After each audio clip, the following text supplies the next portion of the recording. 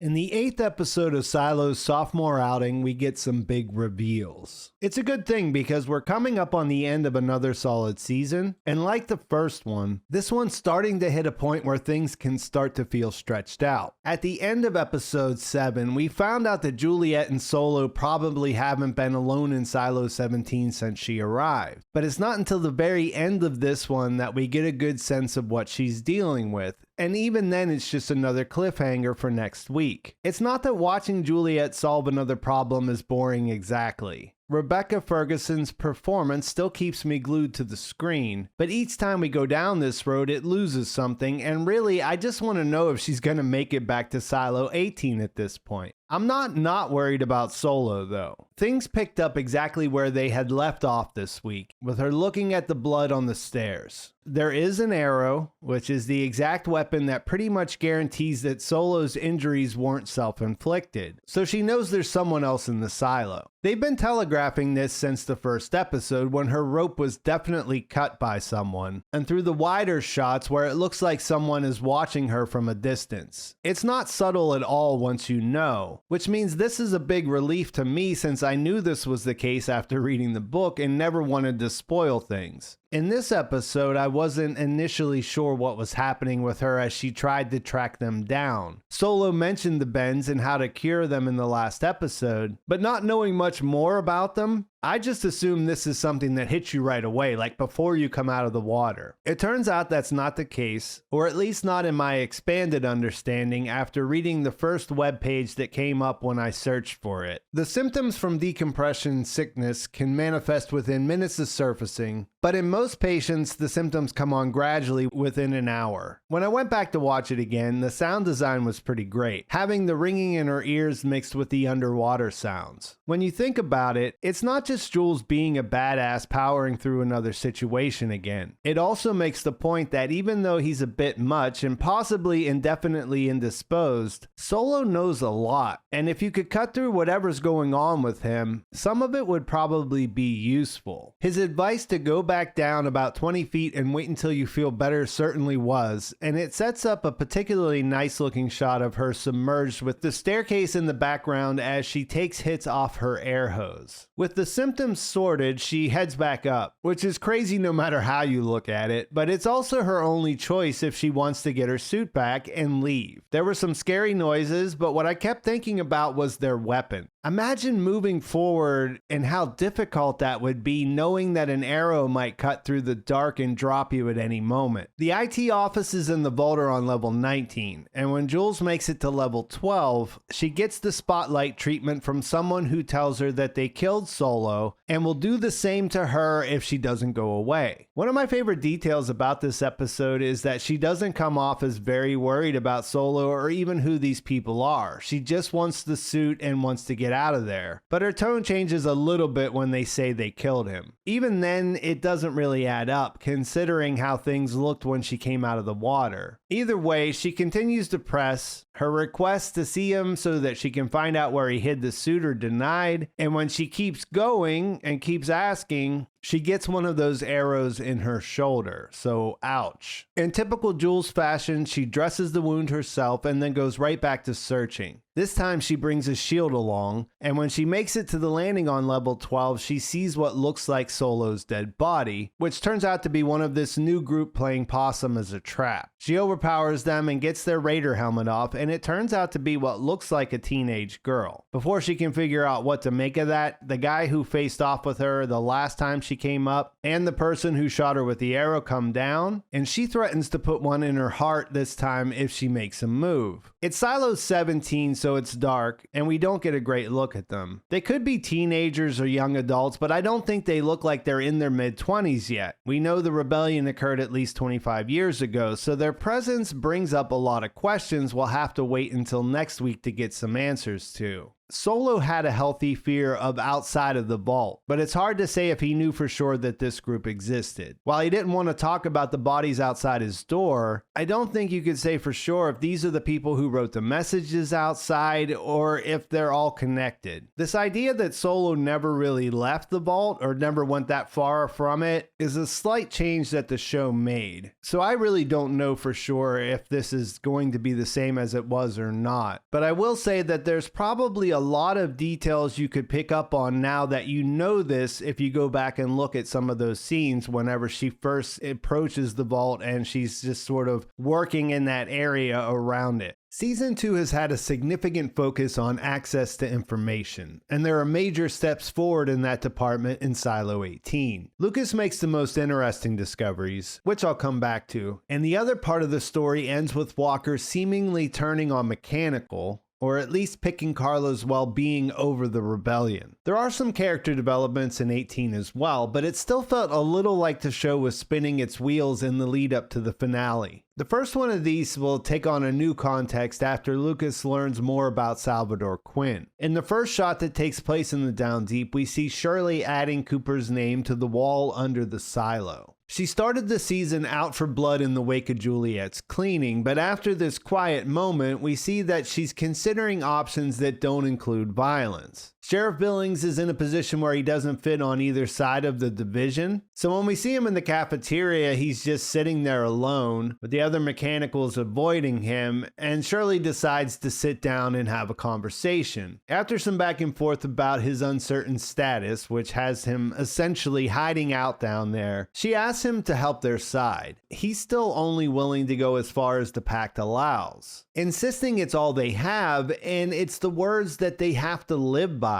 While she asks if he ever considered that the founders lied about everything. She points out that justice is unattainable given the current state of affairs with Bernard as mayor and Sims as judge. Her question is simple if not effective. What would the pact say about killing someone so that you could pin it on someone else to fuel division? The ineffectiveness of this comes from Paul's insistence on having proof to show what really happened, something that Bernard will never have to give up given his grip on the information ecosystem in the silo. Conflict has been building for the sheriff all season, but you still understand why he can't get fully behind the idea of rebellion yet. It will still take some convincing to change his worldview, which is so entwined with his need to believe in the pact. It's not the only thing he has going on in this episode either. His wife visits Patrick Kennedy to check up on his recovery and give him some food, and he lets it slip that Paul showed him the page from the travel guide. She pretends she saw it too, which just adds to the sadness of her being left out, and when she sees her husband next, she demands to see it for herself. To his credit, he has a good reason for showing it to Kennedy and not her. Or at least he never intended to show it to anyone, but the situation to win Patrick over and gain his trust presented itself, so he used what was available. When she does see it, her reaction is similar to his when he first saw it. It's so foreign to the existence they've had growing up in the silo that it calls everything she believes into question. The experience brings them closer together, but her question is one neither one of them can answer. What happened to bring something like that to an end? Up top, Rob is in a similar situation with his spouse. After not getting anywhere with Admonson when he goes to ask him for info about Lukas, and is reminded that he never answered to Judge Meadows when he was the head of security, he's pretty pumped up when he gets a message to meet in the apple orchards. He wanted to know what Lukas was up to, and his replacement provided that, at least what he knows, which doesn't amount to much beyond his movements and that he's looking for a book. But he also tells him to get his wife to leave him alone. Earlier, Camille went to see Admonson to get him to help her husband. While this is not the same as assisting Shirley and Knox in their escape and not telling him, it is another situation in which she makes her own moves instead of working with him, which is something they agreed to do in the last episode. There's a shot where Sims is just standing there alone in the orchard after he leaves. That really sums up the character's situation in the last couple of episodes. In another scene, Bernard rushes down the staircase, paralleling Juliette, who is working her way up. We'll find out he's reacting to the news about Walker turning her camera back on now that he knows she was married to Carla. He disables a pump as a pretense to send her a service call for a repair on level 90. Shirley tries to talk her out of going, but Walker says she's been guaranteed safe passage, and even if it turns out to be a trap, which is what Shirley thinks, and it obviously looks like it might be, she doesn't care because maybe they just lock her up with Carla anyway. Bernard is waiting for her when she gets there and says he was hoping for a chance to negotiate. This is a funny term when one side has control over the entire silo and can order torture on the other side's ex-wife, promising that she won't die, but she'll be pleading to the founders to let that happen. All Walker has is Mechanical's trust, and to betray that would be to betray everything else that matters to her. Bernard tells her that he believes Mechanical's actions will kill them all and that Carla's life is in her hands.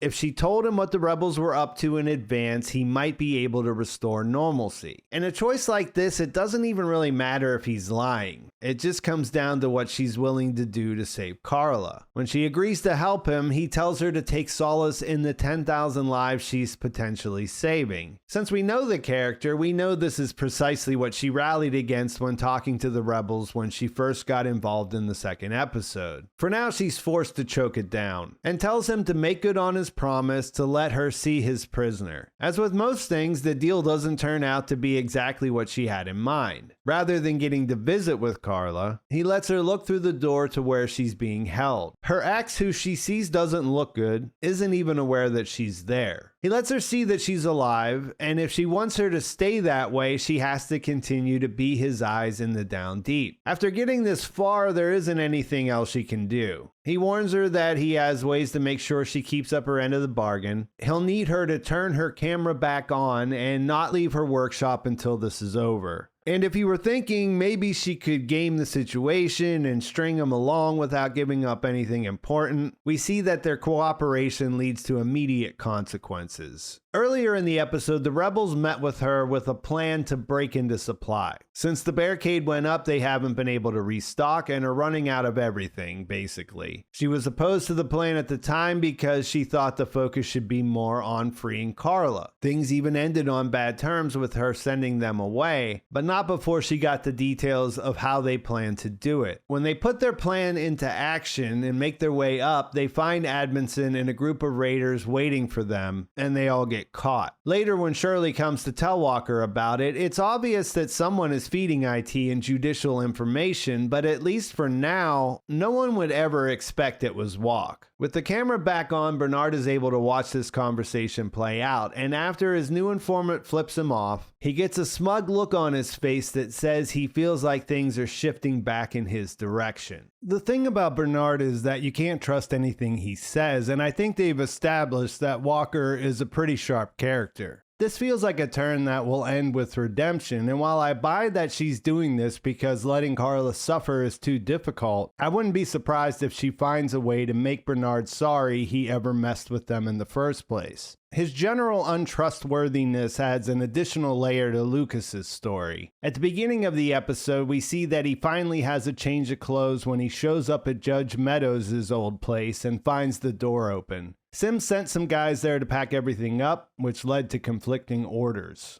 Mayor Holland sent him, the judge sent them, and Lukas almost seems surprised when he realizes his new status means he can send them away. It pumps him up a bit when they see his blue badge, and after he comes up empty looking through Judge Meadows' books, he gets the idea to look up Salvador Quinn's descendants, which he can now also access because of this new ID. This leads him to the front door of a woman who clearly doesn't want to talk to him. Her family makes the wool for the cleanings and isn't receptive to his inquiries about their ancestor, Salvador Quinn. Once he gets in, they'll explain that his name brought the family nothing but shame and dishonor. They swear they don't have a book or anything else that belongs to him, and sensing their reluctance, Lukas gives them some time to talk, saying he's going out for a coffee. He threatens them with a search, which I mean they lied to him a couple of times before they let him in the door, so I guess he feels like he's stepping into this new role he's been given. The father-in-law catches up with them outside and calls him out for trying to be a tough guy. He explains they lost the name and still make the wool for the cleanings because even 140 years later, they're still trying to make up for being related to the man who almost destroyed the silo. That's the story they know and everyone else grew up with, but when Lukas returns to Bernard's office, he tells him the story isn't true. They've been taught that he let the rebels erase the servers and burn the books when the real story, according to Bernard, is that he saved the silo. Before him, rebellions were common, which lines up with all the names on the wall below the silo. They happened every 20 years or so and could have all led to catastrophic failure. Salvador realized that the rebellion being part of the shared history was part of the problem and decided to sever the silo from its history. He cut off access to the servers, got rid of all the books, and blamed the rebels. Then he put the drug that makes people forget in the water so that they did over time, which lines up with why no one remembers why all those names below the silo are there. It was a radical plan and one Bernard thinks was worth doing since it led to 140 years of peace. Of course, it's hard to know for sure if this is true because how can we believe anything Bernard tells anyone? How can we be sure that this isn't something he believes because that's what he was taught? But then we'll find out later it was just part of a larger deception put together by the founders. We can't, but the real revelation here is that when Lukas goes back to apologize and delivers the news that Quinn was actually a hero, they've already heard this. Judge Meadows said the exact same thing when she visited them 25 years ago.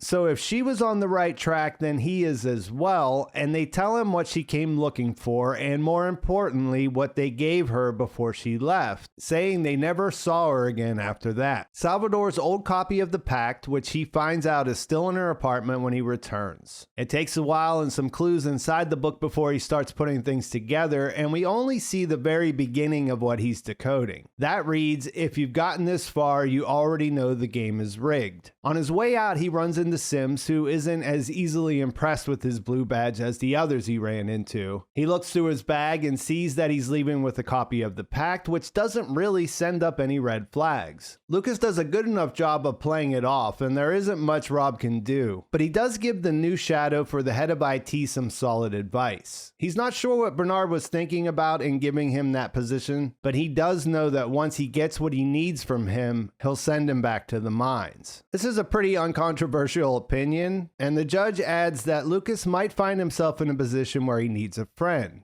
Bernard will always be 4 moves ahead, and I guess that makes sense from Rob's point of view, but it's hard to say if his old boss is still on the same trajectory he was on before everything started to fall apart. Being careful is still solid advice, and Sims brings up Lukas's mother to keep things from feeling too affable.